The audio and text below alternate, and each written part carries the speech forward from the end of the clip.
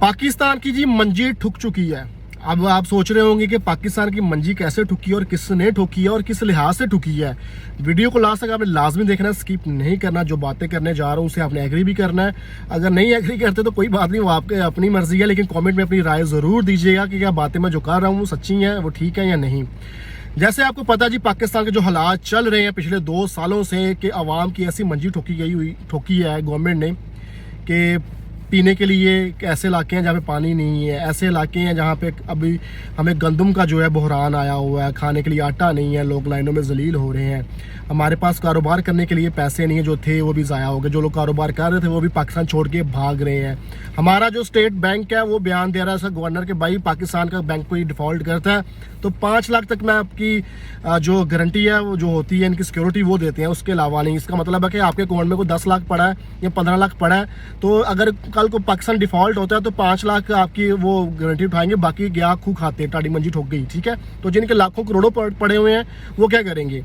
तो इस हिसाब से भाई आप अगर इंटरनेशनली देखें, जैसे हम लोग यूरोप में रहते हैं, यूरोप में हम देख रहे होते हैं, जो पाकिस्तान में लोग रह रहे हैं उनको नहीं आइडिया कि पाकिस्तान को कितना डैमेज किया जा रहा है और पाकिस्तान किस तरफ जा रहा है। वहाँ पे आर्टिफिशियल चीज़ें आपको दिखाई जा रही हैं जिसके ऊपर लोग बड़े खुश हो रहे हैं जी, ये वाला हुक्मरान आएगा तो ये करेगा, ये वाला हुक्मरान आएगा। भाई सभी हुक्मरान अपनी जेबें भरने आएंगे, आपका किसी ने नहीं सोचना, आपकी टगे की वैल्यू नहीं है, आपकी कोई वैल्यू नहीं है, आपके बारे में कोई नहीं सोचेगा।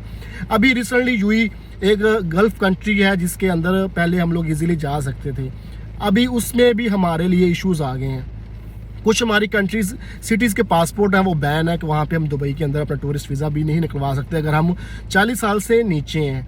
अभी रिसेंटली अभी उन्होंने अनाउंस किया है कि पाकिस्तानियों के जो मैनेजर लेवल के वीज़ाज हैं वो भी बंद कर दिए, एम्प्लॉयमेंट वीज़ाज भी बंद कर दिए गए हैं। निकल रहे हैं एम्प्लॉयमेंट वीज़ाज, लेकिन जो डिग्री होल्डर हैं उनकी वेरिफिकेशन और सारी चीज़ें वो देख के तो फिर जाके बड़ी मुश्किल से वीज़ा इशू किया जा रहा है पाकिस्तानियों के लिए।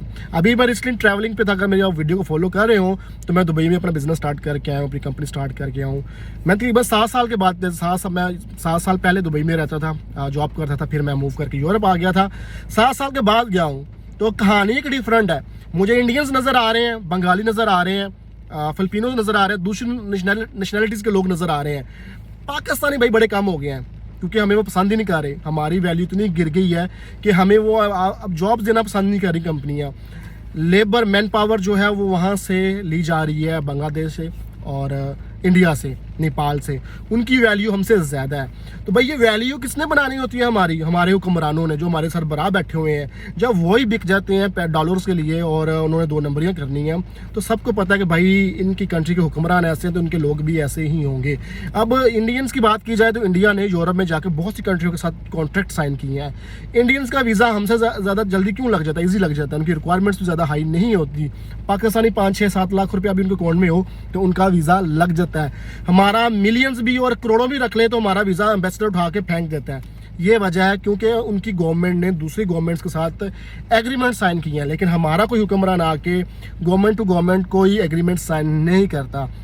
हालांकि पाकिस्तान की इकोनॉमी के अंदर फ़ायदा ही होगा अगर हमारा कोई हुक्मरान आके यहाँ पे कॉन्ट्रैक्ट साइन करता है लेबर सप्लाई का और हमारे वीज़े इजीली लग जाते हैं। तो यहाँ पे अगर लोग पाकिस्तान से आएंगे तो यहाँ कमा के जो पैसे रेमिटेंस भेजेंगे पाकिस्तान भेजेंगे तो पाकिस्तान को फ़ायदा है। लेकिन जो ऑलरेडी ओवरसीज़ पाकिस्तानी हैं उनके लिए बोला जा रहा है कि ये ऐसे कुछ जो गवर्नमेंट जो पोलिटिकल पार्टीज़ हैं वो बोल रही हैं कि ओवरसीज़ ऐसे हैं, ओवरसीज़ ऐसे हैं। भाई ओवरसीज़ अगर रेमिटेंस भेजना बंद कर देना तो पाकिस्तान कब का डिफ़ॉल्ट इसके छक्के लगे हुए थे। लेकिन कुछ चीज़ें होती हैं जो बेस कर रही होती हैं ओवरसीज़ पाकिस्तानियों के ऊपर, जो लाखों, मैं भी यूरोप में रहता हूँ, सेटल्ड हूँ यहाँ पे, तो मैं भी महीने का लाखों रुपया भेजता हूँ पाकिस्तान अपनी फैमिली की सपोर्ट के लिए। तो इस तरह हर जितने भी ओवरसीज़ पाकिस्तानी वो कमाते हैं यहाँ पे हैं, जो गल्फ़ में बैठे हुए हैं, जो इवन के दूसरी कंट्रियों में बैठे हुए हैं, यूएस, कनाडा, यूरोप के अंदर, वो भी पाकिस्तान में ही पैसा भेजते हैं। क्योंकि हमारा लास्ट डेस्टिनेशन, हमारी ख्वाहिश यही होती है कि हम वहीं पर जाके रहेंगे। हम लोग यहाँ पे आते हैं सर मजबूरियों के तहत आते हैं कि हमारी कंट्रियों के अंदर हमारा बेड़ा गर्क कर दिया जाता है, हमारे जो करप्ट निज़ाम है उसने हमें जलील कर दिया है, तो हम उस जलालत से बचने के लिए, हम बेहतर फ्यूचर के लिए यहाँ पे आ जाते हैं। तो यहाँ पे हम अच्छा पैसा कमाते हैं और फिर अपने पाकिस्तान में अपनी फैमिली सेटल्ड करते हैं। एट द एंड जाके हम वहाँ पे हम बड़े बड़े घर लेते हैं। क्यों लेते हैं? यहाँ पे हम पैसा, सिक्योरिटी, हर चीज़ हमें यहाँ पे, आप मजदूर भी है, मजदूरी भी करेंगे तो भाई 3 लाख रुपये आप कमाएंगे। पाकिस्तान में मुझे एक डिग्री होल्डर बंदा जिसने डबल MA मास्टर्स किया हो, क्या वो 3 लाख रुपये कमा सकता है? दूर दूर तक ना सोचे कि भाई उसको इतनी 1 लाख रुपए की भी जॉब मिलेगी। बेचारे 15,000, 35,000, 20,000 कहाँ जहाँ छक्का लग जाए। बेचारे MBA की, डबल MBA किया हुआ, MBA की डिग्री लोग जलील हो रहे हैं और रेडियाँ लगा रहे हैं, बिरयानी बेचने की रेडियाँ लगा रहे हैं। तो ये तो हमारी कंट्री के हालात है। तो यहाँ पे जो मजदूर है, जिसने मजदूरी करनी है, वो भी 3 से 4 लाख रुपए आराम से कमा लेता है। तो फिर हमारा स्टेटस बेहतर हो जाता है। तो भाई ये कब तक चलेगा कि हमारे साथ नाइंसाफ़ियाँ होंगी, हमारे साथ जो पॉलिटिकल लोग हैं ये ज़्यादती करेंगे और हमें जानवरों की तरह यूज़ करेंगे और टिश्यू पेपर की तरह यूज़ करेंगे, फेंकेंगे, हमें जानवर समझते हैं, हमारे कोई राइट्स नहीं है पाकिस्तान के अंदर। तो आपकी इस बारे में क्या राय है? कॉमेंट में लाजिम बताइएगा। जो हालात चल रहे हैं कि अभी एक दुबई भाई बचा हुआ था, दुबई ने भी हमारे वीज़े बंद कर दिए। आहिस्ता आहिस्ता बहुत सी कंट्रीज हैं जो पाकिस्तान की मंजी ठोकेंगे और पाकिस्तान को कहेंगे किक आउट हो जो, हमें जो मैन पावर है बांग्लादेश से लेंगे, आपसे लेनी ही नहीं है। अपना बहुत सारा ख्याल रखिएगा। वीडियो को लाइक शेयर कमेंट लाजमी कर दे। मिलते हैं नेक्स्ट वीडियो में जी। अल्लाह हाफिज़।